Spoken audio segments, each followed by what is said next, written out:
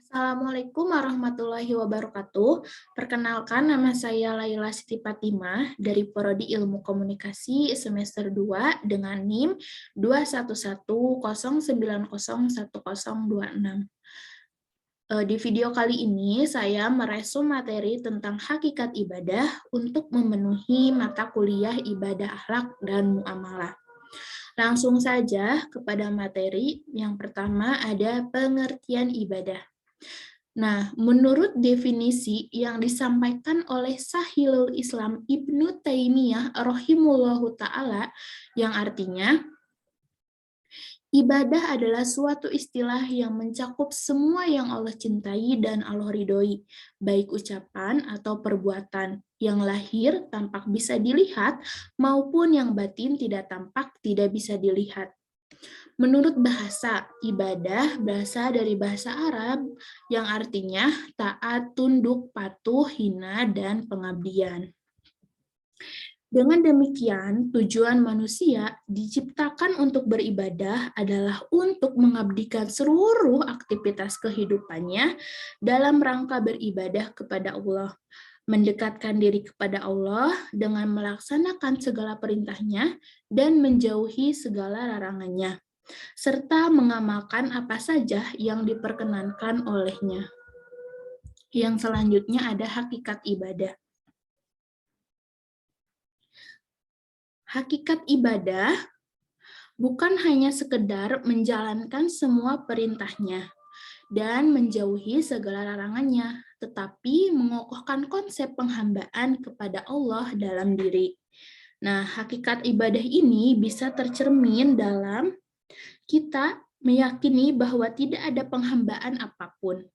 Di sini, tiada hal lain kecuali situasi dan pernyataan itu. Maka, di alam ini hanya ada penyembah dan yang disembah.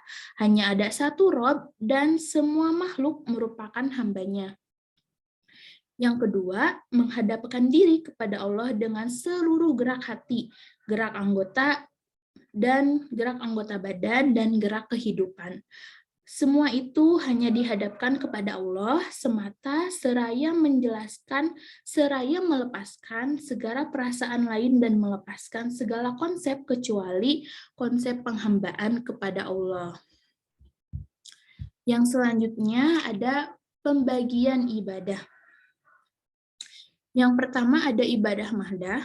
Nah, ibadah mahdah ini disebut ibadah dalam arti aktivitas atau perbuatan yang sudah ditentukan syarat dan rukunnya.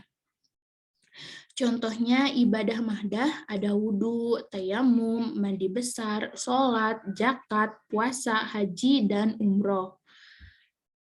Nah, ibadah mahdah, ibadah yang telah ditetapkan oleh Allah akan tingkat tata cara dan pencapaiannya. Ibadah mahdah ini khusus sudah tercantum jelas dalam Al-Quran dan As-Sunnah. Yang selanjutnya ada ibadah goiru mahdah. Ibadah goiru mahdah merupakan segala perbuatan yang mendatangkan kebaikan dan dilakukan dengan niat ikhlas karena Allah Subhanahu wa Ta'ala. Contoh ibadah goiru mahdah ini berdakwah, melakukan amal ma'ruf nahi mungkar, belajar, menuntut ilmu, bekerja, dan tolong-menolong. Yang selanjutnya, kita lanjut, ada fungsi ibadah. Fungsi ibadah yang pertama, mewujudkan hubungan antara hamba dan Tuhannya. Nah, sebelum itu, setiap muslim tidak hanya dituntut untuk beriman, tetapi juga dituntut untuk beramal soleh, karena Islam adalah agama amal, bukan hanya keyakinan. Ia tidak hanya terpaku pada keimanan semata, melainkan juga pada amal perbuatan yang nyata. Islam adalah agama dinamis dan menyeluruh. Dalam Islam, keimanan harus diwujudkan dalam bentuk amal yang nyata, yaitu amal soleh yang dilakukan karena Allah. Ibadah dalam Islam tidak hanya bertujuan untuk mewujudkan hubungan antara manusia dengan Tuhannya, tetapi juga untuk mewujudkan hubungan antara sesama manusia. Nah, jadi fungsi ibadah yang pertama ini ada mewujudkan hubungan antara hamba dan Tuhannya. Mewujudkan hubungan antara manusia dengan Tuhannya dapat dilakukan melalui mukorobah dan hudlu. Orang yang beriman, dirinya akan selalu merasa diawasi oleh Allah. Ia akan selalu berupaya menyesuaikan segala perilakunya dengan ketentuan Allah. Dengan sikap itu, seorang muslim tidak akan melupakan kewajibannya untuk beribadah, bertaubat, serta menyandarkan segala kebutuhannya pada pertolongan Allah. Yang kedua, mendidik mental dan menjadikan manusia ingat akan kewajibannya.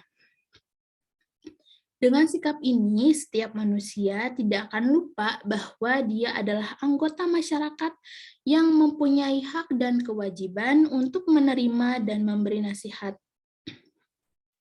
Oleh karena itu, banyak ayat Al-Quran ketika berbicara dengan fungsi ibadah menyebutkan juga dampak terhadap kehidupan pribadi dan masyarakat.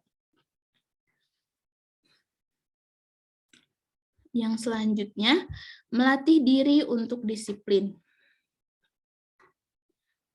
Adalah suatu kenyataan bahwa segala bentuk ibadah menuntut kita untuk disiplin. Kenyataan itu dapat dilihat dengan jelas melalui pelaksanaan sholat.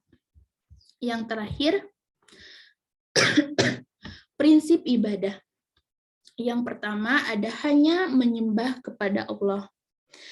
Menyembah ini semata-mata sebagai wujud untuk mengesahkan Allah Subhanahu wa Ta'ala. Prinsip ini hanya menyembah Allah menjadi prinsip yang paling utama dalam ibadah. Yang kedua, tanpa perantara, beribadah dengan prinsip tanpa perantara.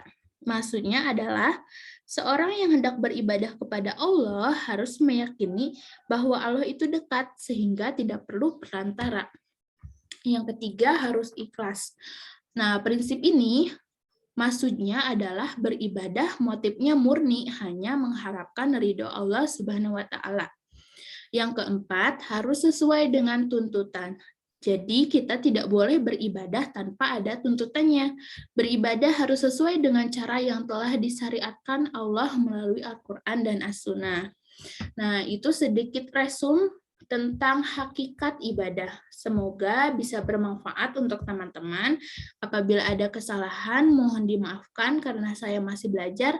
Terima kasih. Assalamualaikum warahmatullahi wabarakatuh.